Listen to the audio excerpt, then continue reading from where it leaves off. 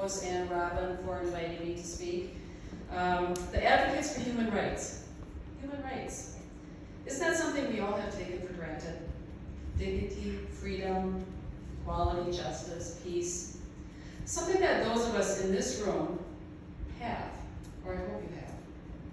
Something that we strive for and how we envision the world to be. How would it feel to know that these 5 pillars exist for other people, but not for you? These are the pillars that the advocates stand on every day. These are the pillars that guide their work, their passion for humankind. These are also the pillars that watch volunteers stand on when they walk into the courtroom.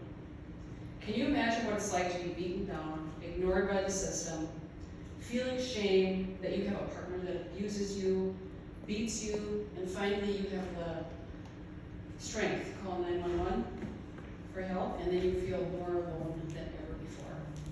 I'm not saying the system isn't helpful because it's doing the best it can for victims, but it's a daunting task, and sometimes cases don't turn out the way victims hope they will, and that's for many reasons. The very real possibility is that they don't call 911 the next time they are beaten or abused. So this is where the power of watch comes in. Can you imagine how incredible it is to see a watch volunteer sitting in the courtroom with their red clipboard? A person who is taking notes on the proceedings, including the judge and the prosecutor, including what the judge and prosecutor are doing. They're not taking notes on them, they're taking notes on what they're doing and how they're following the rules and the law.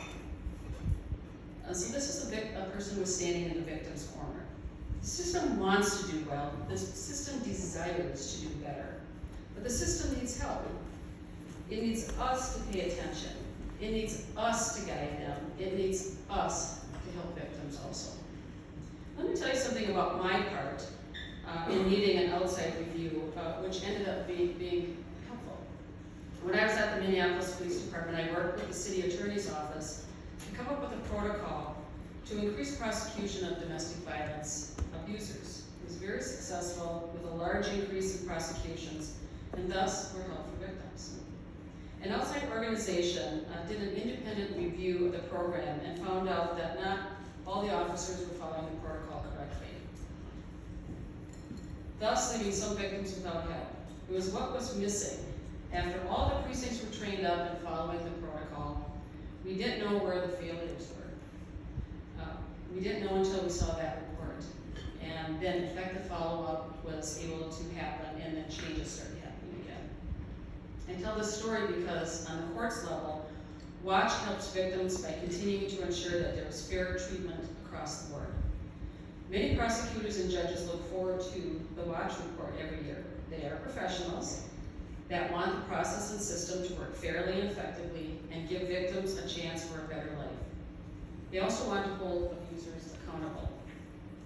That's the difference outside help is to assist the courts, police and prosecutors with how the system is working.